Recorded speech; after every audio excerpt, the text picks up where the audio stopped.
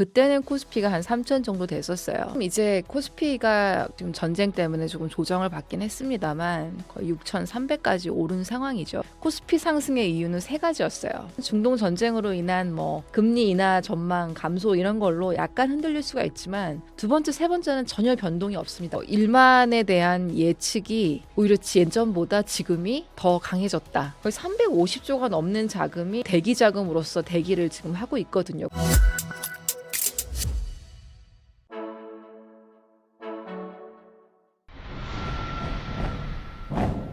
안녕하세요. 저는 미국 실리콘밸리에서 투자와 법률 전문가로 활동하고 있는 나탈리 허 변호사라고 합니다. 제가 호칭을 변호사라고 하기 때문에 투자 경력 중심으로 해서 제 양력 간단히 좀 소개를 드리겠습니다. 저는 2005년에 카이스트 전자공학과를 졸업을 했고요. 이후에는 JP모건 은행에서 채권 트레이딩 쪽 업무를 하면서 금융 관련 경력을 이제 쌓기 시작했습니다. 한국하고 홍콩에서 근무를 했고 그때가 이제 몇 년 후가 그 서브프라임 위기라고 불리는 그 금융 위기였는데 이거를 홍콩에서 직접 좀 경험을 하기도 했어요. 이후에는 이 국회에 정모위원회 소속의 의원님이 한 분 계셨는데 그분 의원실에서 금융 정책을 좀 담당하는 비서관으로 근무를 하면서 자본시장이나 금융정책 쪽을 좀 경험하기도 했고요. 미국에는 2013년도에 이제 갔는데 제가 스탠포드 대학교에서 MBA를 했습니다. 그리고 이후에는 핌코라는 세계 최고의 채권 자산운용사죠. 예, 거기서 이제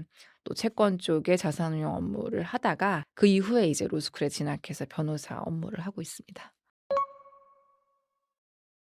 지금 이제 코스피가 지금 전쟁 때문에 조금 조정을 받긴 했습니다만 거의 6,300까지 오른 상황이죠. 근데 제가 이제 이 책을 집필했을 때는 작년 상반기였는데 그때는 코스피가 한 3천 정도 됐었어요. 그래서 제가 그때 일만이 가능하다고 얘기했던 근거는 당장 1년 만에 간다는 게 아니라 1년에 한 20%씩 꾸준히 상승해서 한 4, 5년 후에는 갈 거다라는 정도의 시나리오였습니다. 그래서 그때 여러 가지 얘기를 했었죠. 연 20% 주식 상승이 가능한 이유, 저평가 해소라든지 기업 실적 이런 부분들을 얘기를 했었는데 지금 와서는 벌써 이제 6천이 됐기 때문에 사실 코스피 일만에 대해서 가지시는 어떤 느낌이 많이 달라진 것 같긴 해요. 오히려 지금은 이미 6천을 와버렸고 그 다음에 전쟁 때문에 5천, 6천 사이를 지금 등락을 하고 있지만 사실 1만으로 가는 거에 대해서는 오히려 예전보다 훨씬 더 많은 분들이 공감을 해주시고 있지 않나라는 생각을 합니다. 그래서 1만에 대한 예측이 오히려 예전보다 지금이 더 강해졌다. 저는 이렇게 보고 있습니다. 예, 그날 이제 저도 이제 미국에서지만 코스피 추이를 좀 관심 있게 지켜봤는데요. 말씀하신 것처럼 거의 고점 대비 한 20% 가까이 하락을 했는데 이거는 예전에 금융위기 때도 사실 보지 못한 하락폭이었거든요. 이 전쟁 자체가 미국 혹은 미국과 이스라엘이 주도로 이란에서 열린 전쟁을 생각할 때는 코스피의 반응은 약간 과도하다. 이렇게 보시는 분들도 있습니다. 근데 그 이유를 외신들도 그렇고 저도 동의를 하는데 분석을 하면 가장 처음 먼저 나오는 얘기가 어떤 삼성전자와 하이닉스 두 주식에 대한 집중도죠. 아시다시피 그 호르무스 해협에서 오는 원유의 80%가 아시아로 간다고 하고요. 예, 그래서 이게 이제 아시아 쪽에 더 타격이 큰 뉴스였는데 그중에서 에너지 민감도가 있는 그런 수출 혹은 한국 기업의 업종 중에 삼성전자 하이닉스가 코스피 지수의 시총의 거의 3분의 1 이상이거든요. 그래서 이제 외신에서는 그렇게 얘기를 해요. 이 코스피가 이렇게 많이 지금 전쟁에 등락을 하는 이유는 오히려 미국 주식은 크게 움직이지 않는데 이 두 주가가 많이 움직였기 때문이다. 근데 이 두 주가는 왜 많이 움직였냐? 그동안 많이 올랐기 때문이다. 삼성전자는 전년 대비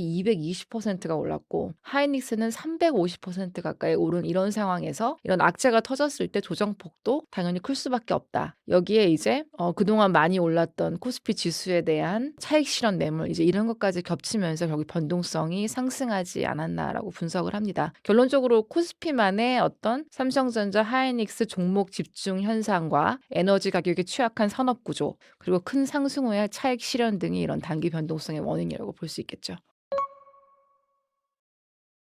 저는 그렇게 보고 있습니다. 예. 왜냐하면 제가 이제 책에서 얘기했던 뭐 앞으로 또 말씀드릴 기회가 있을 것 같지만 코스피 상승의 이유는 세 가지였어요. 글로벌 자금의 그런 유동성 증가, 그리고 두 번째로 한국의 AI 산업 경쟁력, 그리고 세 번째가 한국 정부가 추진 중인 코스피의 밸류업 정책 이 세 가지였는데 이 세 가지 중에 앞에 한 가지는 중동 전쟁으로 인한 뭐 금리 인하 전망 감소 이런 걸로 약간 흔들릴 수가 있지만 두 번째, 세 번째는 전혀 변동이 없습니다. 오히려 제가 볼 때는 최근 뉴스들을 보면 2 번, 3번 요인은 강화되고 있는 측면도 있다. 이제 이렇게 보거든요. 그리고 기술적으로 봤을 때도 코스피 지수가 6,350 인가가 아마 고점이었을 걸로 전 기억을 해요. 종가 기준으로. 근데 이제 폭락을 했을 때 한 5천 선 정도가 장중에 트라이를 하다가 지지가 되고 이후로 이제 횡보 장세를 보이고 있는데 약간의 저는 바닥 다지기라고 생각을 하고요. 이 중동 전쟁의 장기화에 대한 우려가 조금 사그라들면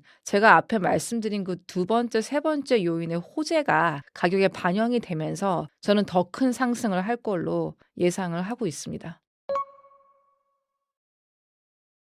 저는 계속 살 것 같아요. 앞에 말씀드린 제가 이제 생각한 코스피 상승의 이유를 뭐 저도 그렇게 생각을 하지만 지금 이제 3월 이후에 중동 전쟁 발발 이후에도 글로벌 그 금융기관들의 코스피 전망치가 전혀 내려가지 않았어요. 오히려 꾸준한 상승 전망을 하고 있죠. 제가 봤던 뭐 노무라라든지 JP모건, 시티, 모건 스탠리 이제 이런 곳들에서 공통적으로 상반기에 코스피 지수를 낮게는 6,500에서 높게는 거의 8,500까지도 지금 보고 있거든요.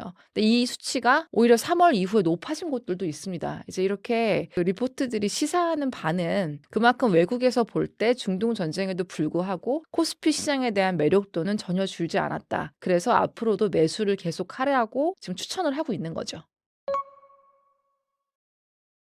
저는 그런 것 같습니다. 그런 지금 전망도 굉장히 좋게 나오고 있고 이 코스피 시장을 또 지금은 한국 투자자들도 굉장히 많이 거래를 하고 계신 것 같아요. 그래서 뭐 지금 머니마켓 펀드나 CMA 잔액 같은 거를 보면은 각각 뭐 250조, 뭐 112조 이렇게 합쳐서 거의 350조가 넘는 자금이 일종의 좀 대기 자금으로서 대기를 지금 하고 있거든요. 국내에도. 이런 게 중동 전쟁 리스크가 조금만 완화되면 유입될 자금이라고 저는 생각합니다.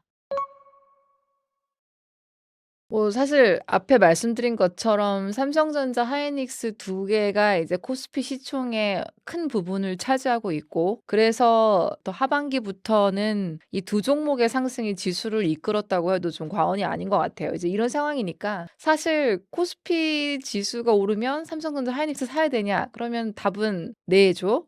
근데 코스피 지수를 사도 어차피 3분의 1은 삼성전자나 하이닉스이기 때문에 뭐 지수 투자를 하셔도 저는 괜찮다고 생각을 하고요. 이제 다만 코스피가 1만을 갔을 때는 현재와 같은 이 두 종목에 대한 집중 현상이 약간은 좀 완화돼야 된다고 생각을 합니다. 왜냐하면 이런 장기적인 우상향하는 좀 선진국화된 주식시장에서는 어떤 특정한 몇 종목들이 상승을 영원히 이끌 수는 없거든요. 이제 대표적으로 나스닥을 보셔도 물론 우리가 매그니피선트 7이라고 하는 그런 하이퍼스케일러나 빅테크 기업도 있지만 또 많은 기업들이 이제 상장을 해서 온 스타트업이라든지 그런 중견 기업과 또 더 작은 기업들이 탄탄하게 어떤 주식시장의 다양성을 추가하고 있는 상태이기 때문에 코스피 혹은 코스닥 시장도 결국에는 그런 길로 가야 1만이라는 숫자가 단순히 6천, 7천하고는 좀 다르게 어떤 다섯 자리 숫자가 되는 증시에서는 현재의 좀 집중 현상이 완화가 돼야 이 높은 레벨이 장기적으로 유지가 되는 선진국형 주식시장이 될 거라고 저는 생각하고 있습니다.